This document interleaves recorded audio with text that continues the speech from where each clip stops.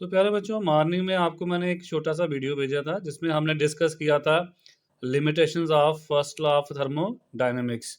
तो उसमें एक बात निकल के आती है स्पॉन्टेनियस प्रोसेस के बारे में। जो फर्स्ट लॉ ऑफ थर्मोडायनेमिक्स है उसकी फिजिबिलिटी के बारे में फर्स्ट लॉ ऑफ थर्मोडायनेमिक्स नहीं बताता है। तो आज हम उसी पे बात करेंगे। Before going to second law of thermodynamics, पहले ये टर्म्स जो हैं छोटी छोटी आपको पता होनी चाहिए, जैसे स्पॉन्टेनियस प्रोसेस क्या है, फिर एंट्रोपी है, गिब्स फ्री एनर्जी है। तो ये बातें आपको पहले पता होनी चाहिए जो अगले लॉ हमने डिस्कस करने हैं। मैंने आपको बताया था कि टोटल 4 लॉज हैं।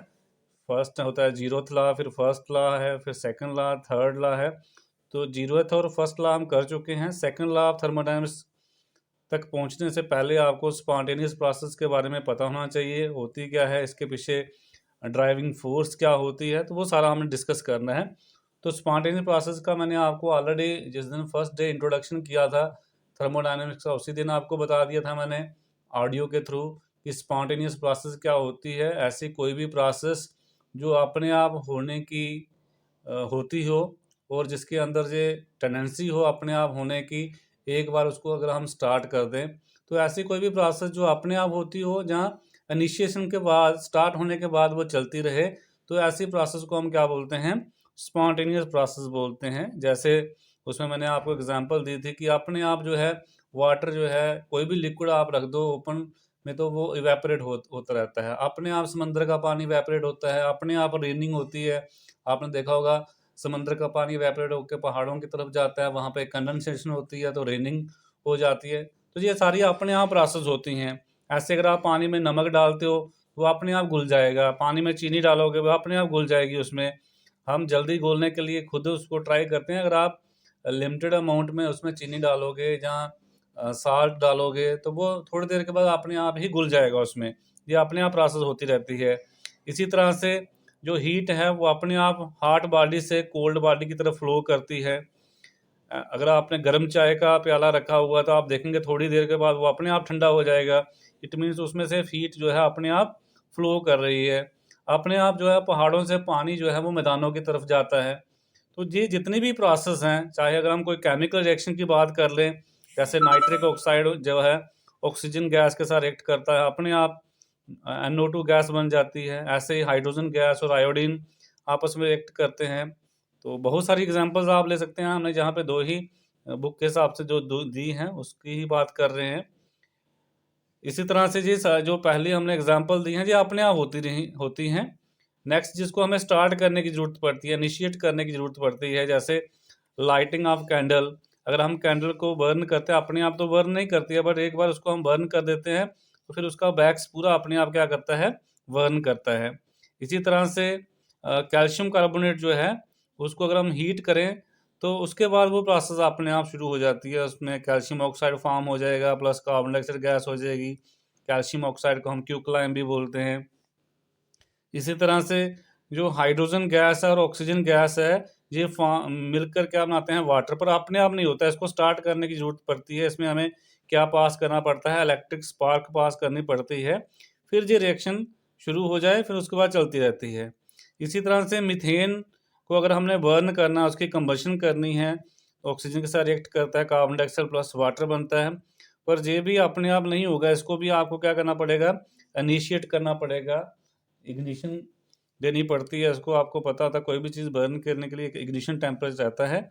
तो मीथेन भी जो है अपने आप जो है जलना शुरू नहीं करेगी, इसको आपको खुद शुरू करना पड़ेगा। जैसे आप LPG गैस की बात करो, जब वो लीक करती है तो अपने आप आग नहीं पकड़ेगी, और जब तक आप उसको आग लगाएंगे नहीं, या कोई सोर्स ऐसा नहीं होगा जहाँ से उसको आग पकड़ने के चांसेस हों, तो अपने आप ये प्रोसेस नहीं होती है, इनको स्टार्ट करना पड़ता है। उसके बाद ये अपने आप होती रहती है। कोयला जो होता है, कोल, वो अपने आप नहीं जलेगा, बट एक बार उसको आप जला दो उसके बाद वो जलता रहता है। तो ये सारी प्रोसेस क्या हैं, स्पॉन्टेनियस प्रोसेस की ही एग्जांपल्स हैं। तो नॉन स्पॉन्टेनियस प्रोसेस क्या है, a process which can neither take place by itself nor by initiation is called non spontaneous process. यानी जो प्रोसेस अपने आप ना होती हो और जिसको हम स्टार्ट भी कर दें उसके बाद भी वो अपने आप फॉलो ना करे, ऐसी प्रोसेस को हम क्या बोलते हैं, नॉन स्पॉन्टेनियस प्रोसेस बोलते हैं। तो अपने आप पानी जो है, अगर हम देखेंगे नीचे वाली छत से ऊपर वाली छत पे अपने आप पानी नहीं जाएगा, आपको मोटर लगानी पड़ेगी। जैसे ही मोटर बंद करेंगे तो पानी ऊपर जाना भी बंद कर देगा। ऐसे ही मैदानों से पहाड़ों की तरफ अपने आप पानी नहीं जाता है, अपने आप पहाड़ों से नीचे की तरफ जरूर आता है, दैट इज स्पॉन्टेनियस। पर प्लेन से अपने आप पानी पानी जो है वो पहाड़ों की तरफ नहीं बहता है, तो ये क्या है, नॉन स्पॉन्टेनियस प्रोसेस है। इसी तरह से अपने आप हीट जो है वो कोल्ड बॉडी से हॉट बॉडी की तरफ ट्रांसफ़र नहीं होती है, हॉट से कोल्ड की तरफ होती है, पर कोल्ड से हॉट बॉडी की तरफ हीट जो है वो फ्लो नहीं करती है। इसी तरह से अनदर एग्जांपल है diffusion of gas from low pressure to high pressure. तो गैस जो है लो प्रेशर से हाई प्रेशर की तरफ कभी डिफ्यूज़ नहीं होती है, हाई प्रेशर से लो प्रेशर की तरफ डिफ्यूज़ होती है, बट लो प्रेशर से हाई प्रेशर की तरफ डिफ्यूज़ नहीं होती है। डिफ्यूज़न क्या होती है ऑलरेडी हम डिस्कस कर चुके हैं। इसी तरह से अगर हम पानी में रेत डाल दें तो वो अपने आप नहीं घुलती है, नमक डालें तो घुल जाता है, तो वो स्पॉन्टेनियस है। बट रेत जो है वो सैंड जो है वो पानी में नहीं घुलती है, उसकी डिजोल्यूशन नहीं होती है, तो वो क्या है, नॉन स्पॉन्टेनियस प्रोसेस है। इसके बाद बात होती है कि जो स्पॉन्टेनियस प्रोसेस है उसके पीछे ड्राइविंग फोर्स क्या है, आखिर कोई प्रोसेस स्पॉन्टेनियस क्यों होती है, इस क्वेश्चन का जवाब हमने ढूंढना है। तो आपको पता होना चाहिए, ये जनरल होता है कि आपको पता है कोई भी जो सिस्टम है वो किस तरफ फ्लो करने की कोशिश करता है, किस तरफ जाने की कोशिश करता है। हर एक ये जनरल टेंडेंसी है, मैं क्या आप क्या, कोई भी सिस्टम है इस यूनिवर्स में, सारे के सारे चाहते हैं हम किस तरफ जाएं जहां पे हमारी स्टेबिलिटी बढ़े। जैसे बच्चे आप लोग पढ़ रहे हो तो पढ़ना क्यों चाहते हो, आपको पता है कि हम पढ़ेंगे तो हमें नौकरी मिलेगी, नौकरी किस लिए, आपको पैसा आएगा, मतलब स्टेबिलिटी के लिए सारा। तो ऐसे ही सिस्टम जो होता है, हर सिस्टम जो है, हर प्रोसेस क्यों प्रोसीड होती है, क्यों चलती है, क्योंकि उसको स्टेबिलिटी चाहिए होती है। जैसे पहाड़ से पत्थर गिरता है तो आपने देखा होगा स्टोन जो है वो नीचे की तरफ आता है, ऊपर की तरफ क्यों नहीं जाता है, क्योंकि पहाड़ के ऊपर हाइट ज़्यादा है, वहाँ पे उसकी पोटेंशियल एनर्जी हाई है। नीचे जब आएगा तो हाइट कम हो जाएगी, पोटेंशियल एनर्जी कम हो जाएगी। तो स्टेबिलिटी डिपेंड करती है एनर्जी के ऊपर, जितनी एनर्जी सिस्टम की कम हो उतनी स्टेबिलिटी ज़्यादा होती है, जी आपने याद रखना है। तो जितना एनर्जी किसी की ज़्यादा होगी उतनी स्टेबिलिटी क्या होती है, कम होती है। तो पहला कंसेप्ट आता है कि जो ड्राइविंग फोर्स है स्पॉन्टेनिटी आप प्रोसेस के लिए क्या होगी, वो हो सकती है टेंडेंसी फॉर मिनिमम एनर्जी, कि सिस्टम चाहता है उसकी क्या हो, मिनिमम एनर्जी हो। तो इस लॉजिक को लगाते हुए हम एक्सप्लेन कर सकते हैं, जैसे मैंने आपको अभी एग्जांपल दी कि stone lying at a height has a tendency to fall down so as to have minimum potential energy. तो वो ऊपर से नीचे की तरफ आने की कोशिश करेगा, क्योंकि नीचे उसकी जो एनर्जी है, पोटेंशियल एनर्जी क्या हो जाएगी, कम हो जाएगी। सिमिलरली पानी जो है वो फ्लो करता है डाउन ए हिल, अगेन कंसेप्ट क्या है कि मिनिमम एनर्जी हो जाएगी, ऊपर से नीचे आएगा। इसी तरह से डिफरेंट डिफरेंट एग्जांपल आप दे सकते हो। हीट जो है वो हॉट बॉडी से कोल्ड बॉडी की तरफ फ्लो करती है, क्योंकि हॉट बॉडी की एनर्जी हाई होगी, तो जैसे ही वो कोल्ड बॉडी की तरफ फ्लो करेगी उसकी एनर्जी लो हो जाएगी। तो इसलिए हीट जो है वो हॉट बॉडी से किस तरफ फ्लो करना शुरू कर देगी, कोल्ड बॉडी की तरफ। इसी तरह से आप जो है एक्सोथर्मिक रिएक्शन की बात करते हो, वहाँ पे क्या होता है, एनर्जी बाहर निकलती है, तो एनर्जी कम होती है। कम होने का वजह है कि उसका मतलब ये हुआ कि जो सिस्टम है वो किस तरफ प्रोसीड कर रहा है, स्टेबिलिटी की तरफ जा रहा है। जैसे यहाँ पे एग्जांपल लिखी है, हाइड्रोजन गैस और ऑक्सीजन गैस कंबाइन होते हैं, वाटर फॉर्म होता है, इस रिएक्शन में कितनी हीट बाहर निकलती है, -285.8 किलो जूल पर मोल। तो ऐसी कोई भी रिएक्शन जिसमें एनर्जी कम हो रही होगी, इवाल्व हो रही होगी, वो स्पॉन्टेनियस होगी। जैसे फॉर्मेशन ऑफ अमोनिया है, N2 plus hydrogen gas gives ammonia, तो इसमें भी एंथैल्पी जो है वो नेगेटिव आ रही है। कार्बन और ऑक्सीजन कंबाइन होते हैं, कार्बन डाइऑक्साइड गैस बनती है, इसमें भी एंथैल्पी क्या हो रही है, डिक्रीज हो रही है, इवाल्व हो रही है। तो इन सब में जो है एनर्जी क्या हो रही है, मिनिमम हो रही है। तो इसलिए हम ये कह सकते हैं ये प्रोसेस क्या है, स्पॉन्टेनियस है, क्योंकि जितनी भी प्रोसेस हैं सारी चाहती हैं किस तरफ जाएं, जिस तरफ इनकी स्टेबिलिटी क्या हो, बढ़ जाए। तो इन सब को हम एक्सप्लेन कर सकते हैं on the basis of minimum energy के बेसिस के ऊपर कि ये प्रोसेस स्पॉन्टेनियस क्यों है। फिर सवाल पैदा होता है कि हमारे जहाँ एंडोथर्मिक प्रोसेस भी हैं जिसमें डेल्टा एच क्या होता है, पॉजिटिव होता है, वो भी अपने आप होती हैं। जैसे इवेपोरेशन ऑफ वाटर जो है, मेल्टिंग ऑफ आइस है, इन सब में जो एंथैल्पी है वो पॉजिटिव है, चेंज इन एंथैल्पी कितना आता है, पॉजिटिव। जैसे वाटर लिक्विड से हमने वाटर गैस बनाना, मतलब इवेपोरेट करना है, तो एंथैल्पी ऑफ इवेपोरेशन कितना है, +40.8 किलो जूल पर मोल है, यानी कि इसमें हीट अब्जॉर्ब हो रही है, एनर्जी बढ़ रही है। तो एनर्जी बढ़ेगी तो स्टेबिलिटी कम होगी। तो इसका क्या जवाब है, ये प्रोसेस क्यों हो रही है, ऐसा क्यों हो रहा है, तो इसको हम एनर्जी के बेसिस के ऊपर एक्सप्लेन नहीं कर पाएंगे। सिमिलरली अगर हमारे पास वाटर जो है आइस है, सॉलिड फॉर्म में है, वो मेल्ट करता है तो कितनी एंथैल्पी चेंज आती है, एंथैल्पी ऑफ फ्यूजन जिसको बोलते हैं, +6.0 किलो जूल पर मोल। अगेन इसमें क्या हो रहा है, एंथैल्पी बढ़ रही है। सिमिलरली जब हम अमोनियम क्लोराइड को, पोटाशियम क्लोराइड को पानी में डिजॉल्व करते हैं, AQ क्या होता है, वाटर, तो डिसोशिएट हो जाता है, डिजॉल्व हो जाता है पानी में, तो इसमें भी एंथैल्पी ऑफ सॉल्यूशन कितना है, +15, तो इसमें भी एंथैल्पी पॉजिटिव आ रही है। तो जिस जिस रिएक्शन में एंथैल्पी पॉजिटिव है, ये सारी प्रोसेस स्पॉन्टेनियस ही है। जैसे कैल्शियम कार्बोनेट अभी पीछे डिस्कस किया कि ये टूटता है जब हम हीट करते हैं, calcium oxide plus carbon dioxide बनता है, तो ये प्रोसेस भी स्पॉन्टेनियस है, पर इसमें एंथैल्पी क्या पॉजिटिव है। इसी तरह से डीकम्पोजिशन ऑफ नाइट्रोजन पेंटाऑक्साइड, ये भी टूटता है एट रूम टेम्परेचर, इसमें भी एंथैल्पी क्या पॉजिटिव है। तो जितनी भी एग्जाम्पल हैं सब में एंथैल्पी पॉजिटिव है, पर इसके बावजूद ये प्रोसेस क्या है, स्पॉन्टेनियस हैं। तो हम जो कंसेप्ट लेके चल रहे थे कि जो रिएक्शंस हैं, जहाँ प्रोसेस हैं जो स्पॉन्टेनियस क्यों होती हैं, क्योंकि उनमें एंथैल्पी जो है मिनिमम हो जाती है, एनर्जी मिनिमम हो जाती है, उसके बेसिस के ऊपर हम उनको एक्सप्लेन करने की कोशिश कर रहे थे। तो एक्सोथर्मिक प्रोसेस तो हमने एक्सप्लेन कर दी, पर एंडोथर्मिक प्रोसेस हम कैसे एक्सप्लेन करेंगे, ये एनर्जी के बेसिस के ऊपर हम एक्सप्लेन करने पाने में सफल नहीं हो पाते हैं। तो फिर नेक्स्ट कंसेप्ट आता है एंट्रोपी का। तो एंट्रोपी से पहले मैं एक चीज़ और आपको बताना चाहूँगा, कुछ ऐसी रिएक्शन भी है हमारे पास जिसमें जो है ना तो हीट इवॉल्व होती है ना एब्जॉर्ब होती है, जिसमें एंथैल्पी जो है चेंज एंथैल्पी कितना आता है, 0 आता है, बट स्टिल वो रिएक्शंस क्या होती हैं, स्पॉन्टेनियस होती है। जैसे एसिटिक एसिड और इथाइल और कोल आपस में रिएक्ट करते हैं, तो इथाइल एसिड बनता है plus water, acetic acid plus ethyl कोल gives ethyl acid plus water, तो इसमें एंथैल्पी चेंज एंथैल्पी 0 आता है।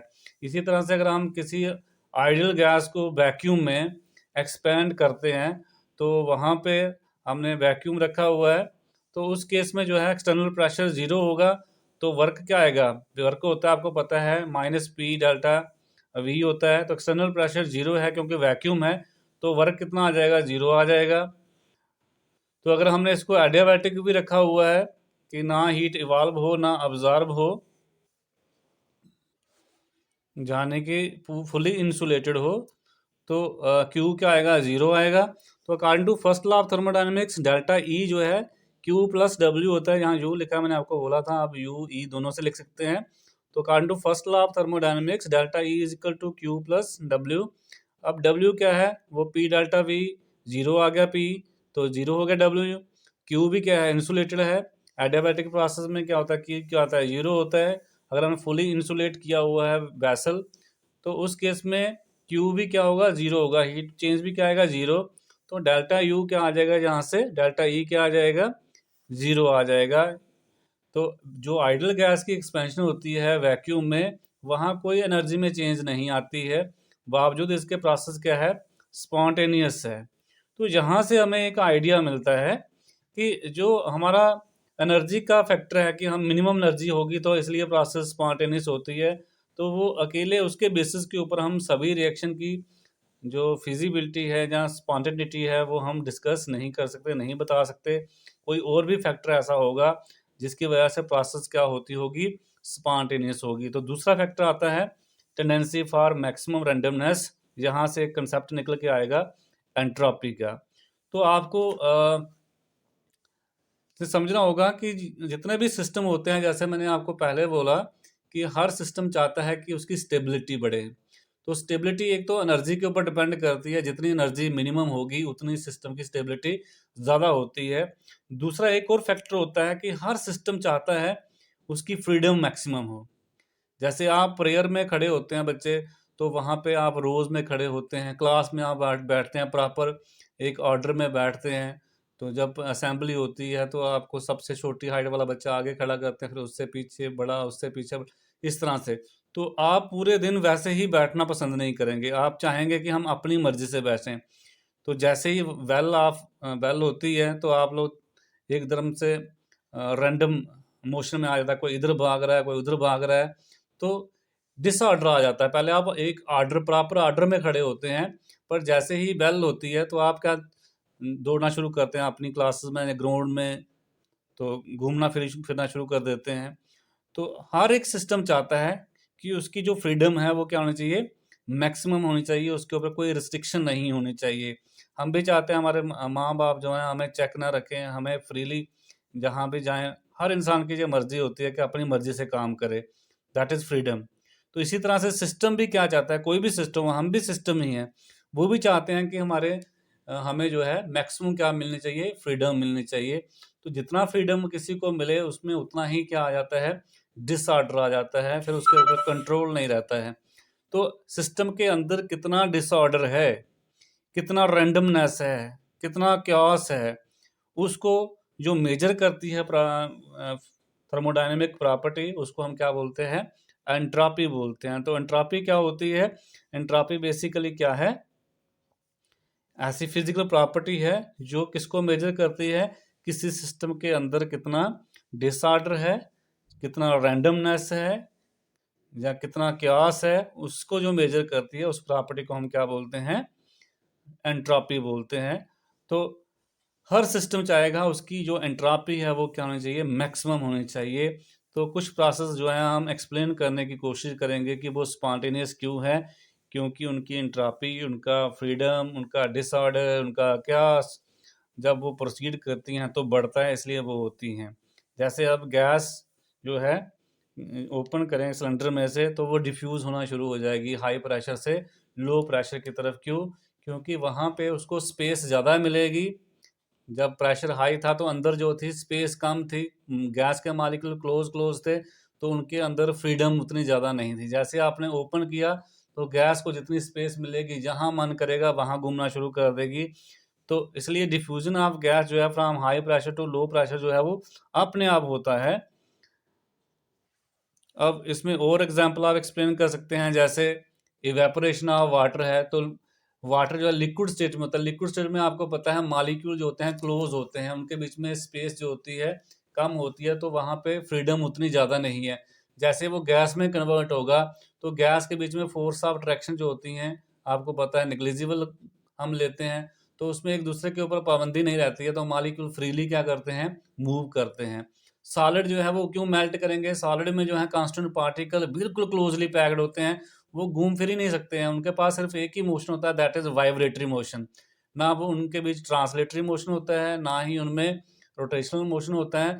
तो सॉलिड जो है कांस्टेंट पार्टिकल, उसमें जो रिस्ट्रिक्शन है मोशन के ऊपर बहुत ज़्यादा है, तो वहाँ पे फ्रीडम जो है वो बहुत कम है, वहाँ पे डिसऑर्डर जो है ना के बराबर होता है। अगर हम टेम्परेचर बहुत लो कर दें, आगे थर्ड लॉ ऑफ थर्मोडायनेमिक्स में हम स्टडी करेंगे वहाँ जाके, कि अगर हमारे पास कोई क्रिस्टलाइन सॉलिड है, अगर हम टेम्परेचर एब्सोल्यूट 0 केल्विन लेते हैं तो उसके अंदर जो रैंडमनेस होती है, डिसऑर्डर होता है, वो भी 0 होता है। नो डाउट किसी सब्सटेंस में थोड़ा बहुत रहता है जिसको हम रेजिडुअल एंट्रोपी भी बोलते हैं। तो सॉलिड में सबसे कम डिग्री ऑफ फ्रीडम रहती है, सबसे कम डिसऑर्डर रहता है, तो इसलिए सॉलिड जो है वो मेल्ट करते हैं। जैसे मेल्टिंग ऑफ आइस है, तो आइस में जो होगा कांस्टेंट पार्टिकल एक दूसरे के साथ ज़्यादा फोर्स से जुड़े हुए हैं, तो जैसे मेल्ट करेगा लिक्विड फॉर्म में जाएगा तो वहाँ पे फ्रीडम जो है बढ़ेगी। तो इसलिए जो है मेल्टिंग ऑफ आइस अपने आप होगी। जब आइस जो है पानी बन गए, पानी से अपने आप वेपोरेशन होगी, गैसेस स्टेट में जाएगा, वहाँ पे भी क्या होगी, डिसऑर्डर बढ़ेगा। तो इन सब को हम एक्सप्लेन कर सकते हैं on the basis of degree of freedom. ऐसे ही डिसोल्यूशन ऑफ अमोनियम क्लोराइड की बात करें, हम जो पीछे एग्जांपल की थी कि अमोनियम क्लोराइड जो है जब टूटेगा, पहले अमोनियम क्लोराइड एक पार्टिकल है, जैसे ही पानी में उसको डालते हैं वो डिसोशिएट हो जाता है, अमोनियम आयन अलग हो जाता है, क्लोराइड आयन अलग हो जाता है। तो पहले सिंगल पार्टिकल था, अब क्या दो पार्टिकल हैं, तो नंबर ऑफ पार्टिकल बढ़ेंगे। अब पानी आने के साथ उनमें स्पेस भी, वॉल्यूम भी बढ़ जाएगी, तो उनको फ्रीडम ज़्यादा मिलेगी मूव करने की। पहले अमोनियम क्लोराइड सॉलिड था, तो वहाँ पे जो थी स्पेस थी, अमोनियम आयन और क्लोराइड आयन के बीच में थी नहीं, बिल्कुल क्लोजली पैक्ड है। जैसे पानी डाला तो उनको मीडियम मिल गया, उनके बीच में स्पेस आ जाएगी। अमोनियम आयन को वाटर जो है सराउंड कर लेगा, क्लोराइड आयन को भी वाटर मॉलिक्यूल जो है वो सराउंड कर लेंगे। तो अमोनियम और क्लोराइड जो है वो सेपरेट होना शुरू हो जाएंगे, तो उनकी डिग्री ऑफ फ्रीडम बढ़ना शुरू हो जाएगी। तो इन सभी प्रोसेस को हम एक्सप्लेन कर सकते हैं on the basis of increase in degree of freedom. जैसे वहाँ पे कैल्शियम कार्बोनेट की एग्जांपल दी। कैल्शियम कार्बोनेट एक पार्टिकल था, जब उसको हीट किया तो calcium oxide plus carbon dioxide बन गए, तो फ्रीडम बढ़ गई वहाँ पे। तो इसी तरह से N2O5 की डिकम्पोजिशन हमने देखा, वहाँ पे 2 मॉलिक्यूल मोल्स ऑफ N2O5 जो है वो डिकम्पोज होते हैं, बनता है 4NO2 प्लस O2। तो 2 मॉलिक्यूल टूट के 5 बन रहे हैं, तो जो डिसऑर्डर है वो बढ़ रहा है, क्योस बढ़ रहा है। इसलिए जितने भी आपने पीछे एग्जांपल देखी, यहाँ पे डेल्टा एच पॉजिटिव था, उसके बावजूद भी जो प्रोसेस थी वो स्पॉन्टेनियस थी। तो उन सबको हम एक्सप्लेन कर पा रहे हैं ऑन द बेसिस ऑफ कि इनके अंदर जो रैंडमनेस है वो बढ़ रही है, इसलिए ये प्रोसेस क्या है, स्पॉन्टेनियस है। अब अगर हम स्पॉन्टेनियस को क्राइटेरिया जो है, स्पॉन्टेनिटी का जो क्राइटेरिया इंट्रॉपी ले रहे हैं, जहाँ डिग्री ऑफ फ्रीडम ले रहे हैं, या रैंडमनेस जिसको कहते हैं, अगर उसको लेके चले तो हम सारी प्रोसेस को इसके बेसिस के ऊपर फिर भी एक्सप्लेन नहीं कर पाएंगे। जैसे पीछे आपने एग्जांपल देखी, तो जैसे हम बात करें स्नोफॉल होता है, वो भी अपने आप होता है। तो स्नोफॉल में क्या हो रहा है, वहाँ लिक्विड से सॉलिड बन रहा है, तो अब उसको हम कैसे एक्सप्लेन करेंगे, क्योंकि लिक्विड से सॉलिड बनना जो रैंडमनेस है वो कम हो रही है। तो भाई स्नोफॉल क्यों होता है, इसको हम डिग्री ऑफ फ्रीडम या डिसऑर्डर के बेसिस के ऊपर एक्सप्लेन नहीं कर पाते हैं। रेनिंग भी जो है अपने आप बारिश होती है, तो उसमें क्या हो रहा है, वेपर्स जो है वो कंडेंस होके लिक्विड स्टेट में जा रहा है, तो अगेन वहाँ पे जो है डिग्री ऑफ फ्रीडम या डिसऑर्डर जो है वो कम हो रहा है। तो इन दोनों प्रोसेस को हम एक्सप्लेन नहीं कर पाएंगे कि ऐसा क्यों हो रहा है।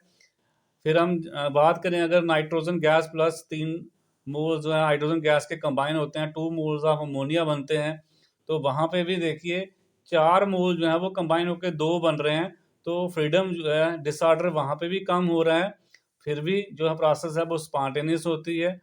तो अकेले हम डिसऑर्डर के बेसिस के ऊपर सभी प्रोसेस को एक्सप्लेन नहीं कर पाएंगे कि वो स्पॉन्टेनियस क्यों है। कुछ प्रोसेस जो है हमने एक्सप्लेन की on the basis of decrease in energy, यानी डिक्रीज इन एंथैल्पी के बेसिस के ऊपर, कि ऐसी प्रोसेस जिसमें डेल्टा एच नेगेटिव होता है वो स्पॉन्टेनियस होता है। पर फिर हमारे पास कुछ प्रॉब्लम आ गई, कुछ ऐसी प्रोसेस थी जिसमें डेल्टा एच पॉजिटिव था पर वो भी स्पॉन्टेनियस थी। फिर हमने कहा कि नहीं, डेल्टा एच नेगेटिव की वजह से नहीं, जिनमें डिसऑर्डर ज़्यादा होता है वो प्रोसेस क्या होती हैं, स्पॉन्टेनियस होती हैं। तो बहुत सारी प्रोसेस जैसे evaporation of water, melting of ice हमने एक्सप्लेन की, फिर डिफ्यूजन ऑफ गैसेस एक्सप्लेन किया। अगेन फिर हमारे पास एग्जांपल आ गई ऐसी जिसमें डिसऑर्डर कम हो रहा था बट प्रोसेस स्पॉन्टेनियस थी, जैसे फॉर्मेशन ऑफ अमोनिया थी। तो कुछ प्रोसेस हमने एक्सप्लेन की on the basis of decrease in enthalpy, और कुछ प्रोसेस हमने एक्सप्लेन की on the basis of increase in disorder. अकेले जो है सारी प्रोसेस को एक्सप्लेन नहीं कर पाएगा एंथैल्पी का कंसेप्ट, और ना ही अकेले जो डिसऑर्डर का कंसेप्ट है वो एक्सप्लेन कर पाएगा सभी प्रोसेस को, कि सभी प्रोसेस जो है वो स्पॉन्टेनियस क्यों हैं। तो जो ओवरऑल टेंडेंसी होगी कि प्रोसेस स्पॉन्टेनियस होगी या नॉन स्पॉन्टेनियस होगी, ये दोनों फैक्टर्स के ऊपर डिपेंड करेगी। एंथैल्पी का जो कंसेप्ट है, मिनिमम एनर्जी का कंसेप्ट जो है, और दूसरा जो डिसऑर्डर का कंसेप्ट है, या जिसको मैंने आपको बोला आगे जाके हम पढ़ेंगे एंट्रोपी बोलते हैं। तो दोनों फैक्टर कंबाइन होके, दोनों का कंबाइंड रिजल्ट जो है वो डिसाइड करेगा प्रोसेस स्पॉन्टेनियस होगी या नहीं होगी। इसको समझने के लिए हम ऐसे लेके चलते हैं, कोई मान लीजिए जो हाइपोथेटिकल प्रोसेस है, ए जो है वो किस तरफ चल रहा है, बी बन रहा है, ए से ये प्रोसेस ए में क्या कन्वर्शन हो रही है, ए से क्या बन रहा है, बी बन रहा है जी। कोई हमने हाइपोथेटिकल प्रोसेस मान ली है, हम देखते हैं जी स्पॉन्टेनियस कब होगी और जो नॉन स्पॉन्टेनियस कब होगी। मान लीजिए आर जो है इसमें बताता है tendency for maximum disorder randomness, और ई जो है वो हमें बता रहा है इसमें मिनिमम एनर्जी का concept, tendency for minimum energy. तो इसमें डिफरेंट पॉसिबिलिटीज़ हैं। फर्स्ट केस में हम मानते हैं जैसे ई जो है वो फेवर कर रहा है, फॉरवर्ड मतलब ई जो है फेवर कर रहा है इस प्रोसेस को, मतलब मिनिमम एनर्जी है। आर जो है वो भी फेवर कर रहा है, मतलब मैक्सिमम डिसऑर्डर है। तो अगर जो दोनों फैक्टर फेवर करेंगे, डी हम मान के चल रहे हैं दोनों का रिजल्ट है कंबाइन, अगर इसको वेक्टर लेके चले हम लोग, तो डी जो है वो क्या आएगा, दोनों को प्लस कर लेंगे, दोनों एक ही डायरेक्शन में है, तो डी आपका आ जाएगा ई प्लस आर। तो दोनों ही फैक्टर क्या कर रहे हैं, फेवर कर रहे हैं, तो प्रोसेस क्या होगी, स्पॉन्टेनियस होगी। Both E and our favour the forward process, the net driving force is very large and favour the forward process. मान लीजिए ई जो है वो फेवर कर रहा है, बट मतलब मिनिमम एनर्जी ज़्यादा है, हो रही है, जब रिएक्शन हो रही है एनर्जी ज़्यादा डिक्रीज हो रही है, और रैंडमनेस जो है वो फेवर नहीं कर रही है, रैंडमनेस बढ़ रही है, सॉरी रैंडमनेस जो है वो घट रही है, वो डिक्रीज कर रही है। तो नेट रिजल्ट क्या आएगा, डी क्या आएगा, जब दो वेक्टर अपोजिट डायरेक्शन में होते हैं तो सब्ट्रैक्शन होती है, तो ई माइनस आर आ जाएगा। इसमें ई जो है वो फेवर कर रहा है, आर जो है वो अपोज कर रहा है, बट ई जो है बहुत ज़्यादा है आर से, तो प्रोसेस क्या होगी, स्पॉन्टेनियस होगी। दूसरा हम लेके चलते हैं कि ई जो है वो फेवर नहीं कर रहा है, वो बैकवर्ड प्रोसेस को फेवर कर रहा है, और जो आर है रैंडमनेस जो है वो फेवर कर रहा है। इट मीन्स रैंडमनेस ज़्यादा बढ़ रही है, एनर्जी जो है वो बढ़ रही है, घटने की बजाय क्या हो रही है, बढ़ रही है, वो फेवर नहीं कर रही है। तो रिजल्टेंट क्या आएगा, डी क्या आएगा, फिर अगेन दो वेक्टर हैं तो क्या आएगा, आर माइनस ई। तो आर माइनस ई जो है, ई जो है वो अपोज कर रहा है, आर जो है वो फेवर कर रहा है, बट आर जो है बहुत ज़्यादा है ई से। अगेन जो है वो नेट जो है ड्राइविंग फोर्स किस किस तरफ आएगी, फॉरवर्ड डायरेक्शन में। अगर आप डी की डायरेक्शन देखो फॉरवर्ड डायरेक्शन में, जहाँ डी की देखो फॉरवर्ड डायरेक्शन, जहाँ डी की डायरेक्शन देखो फॉरवर्ड डायरेक्शन में आएगी। तो तीनों ही केसेस में जो नेट जो रिजल्ट आ रहा है दोनों को मिला के, वो किसको फेवर कर रहा है, फॉरवर्ड प्रोसेस को। इट मीन्स ए से जब हम बी बनाएंगे तो वो प्रोसेस क्या होगी, स्पॉन्टेनियस होगी। अब हम दूसरा लेके चलते हैं कि जब नेट ड्राइविंग फोर्स जब वो बैकवर्ड डायरेक्शन में कब होगी, अगर ई जो है वो भी फेवर नहीं कर रहा है, एनर्जी जो है वो बढ़ रही है, रैंडमनेस जो है वो घट रही है, दोनों ही फैक्टर जो है वो फेवर नहीं कर रहे हैं, तो डी क्या आएगा, वो भी बैकवर्ड डायरेक्शन में आएगा, D is equal to E plus R. तो दोनों हैं जो वो अपोज कर रहे हैं, उस केस में प्रोसेस को क्या होगी, नॉन स्पॉन्टेनियस, यानी ऐसी कोई प्रोसेस जिसमें एनर्जी बढ़ रही होगी और डिग्री ऑफ फ्रीडम जो है, जहाँ रैंडमनेस या डिसऑर्डर घट रहा होगा, तो वो प्रोसेस कभी भी स्पॉन्टेनियस नहीं होगी, वो हमेशा नॉन स्पॉन्टेनियस होगी। दूसरा ये हो सकता है कि एनर्जी जो है वो डिक्रीज हो रही हो, मतलब फेवर कर रही हो, और जो डिग्री ऑफ फ्रीडम है वो फेवर ना कर रहा हो, डिग्री ऑफ फ्रीडम यानी रैंडमनेस जो है वो घट रहा हो। तो अगेन जो है वेक्टर क्वांटिटी अगर लेके चले तो डी क्या आएगा, आर माइनस ई। तो नेट रिजल्ट क्या आएगा, दोनों का देख लीजिए, ये छोटा है ये बड़ा है, तो नेट रिजल्ट बैकवर्ड डायरेक्शन में आएगा, तो ये प्रोसेस भी स्पॉन्टेनियस नहीं होगी। दूसरा लेके चलते हैं कि ई जो है वो फेवर कर रहा है, बट डिग्री ऑफ जो फ्रीडम है या डिसऑर्डर जो है वो फेवर नहीं कर रहा है, उस केस में भी रिजल्टेंट क्या आएगा, बैकवर्ड डायरेक्शन में। तो अगेन जो प्रोसेस जो है वो स्पॉन्टेनियस नहीं होगी। इन तीनों में देखिए प्रोसेस क्या आएगी, नॉन स्पॉन्टेनियस आएगी। अब थर्ड केस क्या हो सकता है, दोनों जो है ई जो है वो फेवर कर रहे हो और आर जो है वो फेवर ना करे, बट दोनों बराबर हैं, इक्वली कर रहे हैं अपोज, तो डी क्या आएगा, जीरो आएगा। इसी तरह से अगर ई जो है वो फेवर ना कर रहा हो, बट जो हमारा degree of sorry degree of freedom है या डिसऑर्डर है वो फेवर कर रहा हो, बट बराबर हो, इक्वल, उस केस में डी क्या आएगा, रिजल्टेंट क्या आ जाएगा, जीरो। तो ये सभी पांचों केसेस जो हैं, ये वाला के first second third fourth fifth, ये सभी क्या है, नॉन। तो जहाँ से कंक्लूजन ये निकलता है कि जो क्राइटेरिया है फॉर स्पॉन्टेनियस प्रोसेस, ना तो मिनिमम एनर्जी अकेले सारी प्रोसेस को एक्सप्लेन कर पाएगी, और ना ही अकेले जो टेंडेंसी है फॉर मैक्सिमम डिसऑर्डर वो एक्सप्लेन कर पाएगा। इन दोनों का कंबाइंड रिजल्ट जो है, अगर फेवर करेगा तो प्रोसेस स्पॉन्टेनियस होगी, अगर फेवर नहीं करेगा तो प्रोसेस नॉन स्पॉन्टेनियस होगी। तो जैसे इस डायग्राम में जो है ये दिखाया गया है कि ये हम गैस जो है यहाँ पे रखी हुई है, जहाँ पे वाल्व हमने इसको ओपन किया, ये हमारे पास वैक्यूम यहाँ पे हमने क्रिएट किया, तो गैस जो है वो अपने आप क्या कर रही है, एक्सपैंड कर रही है, जो हमने पीछे एग्जांपल ली थी। ऐसे ही अगर हमारे पास ये दो गैसेस है, एक कंटेनर ए में हमने, यहाँ पे दूसरे बी में है, तो यहाँ पे हमने बीच में इनको वाल्व लगाया बंद करने के लिए। अगर जो ओपन करते हैं, ये गैसेस आपस में मिक्स होना शुरू हो जाते हैं, ये अपने आप होती है, तो ये भी एक प्रोसेस थी स्पॉन्टेनियस। तो आपने क्या याद रखना है, कोई प्रोसेस स्पॉन्टेनियस कब होती है, अगर बोथ जो है एंथैल्पी जो है डिक्रीज हो रही हो, एनर्जी मिनिमम हो रही हो, और एंट्रॉपी जो है वो बढ़ रही हो, तो प्रोसेस हमेशा क्या होगी, स्पॉन्टेनियस होगी। अगर दोनों फेवर ना करें, यानी एंट्रॉपी जो है वो घट रही हो, यानी डिसऑर्डर घट रहा हो और एनर्जी बढ़ रही हो, वो प्रोसेस जो है वो स्पॉन्टेनियस नहीं होगी, वो क्या होगी, नॉन स्पॉन्टेनियस होगी। तो दोनों का आपको कंबाइंड रिजल्ट देखना पड़ेगा, जैसे मैंने आपको जो डायग्रामेटिकली पहले पीछे समझाया कि वेक्टर लेके आप दोनों को जो नेट रिजल्टेंट डी है उसको देख के बता सकते हैं प्रोसेस स्पॉन्टेनियस होगी या नहीं होगी।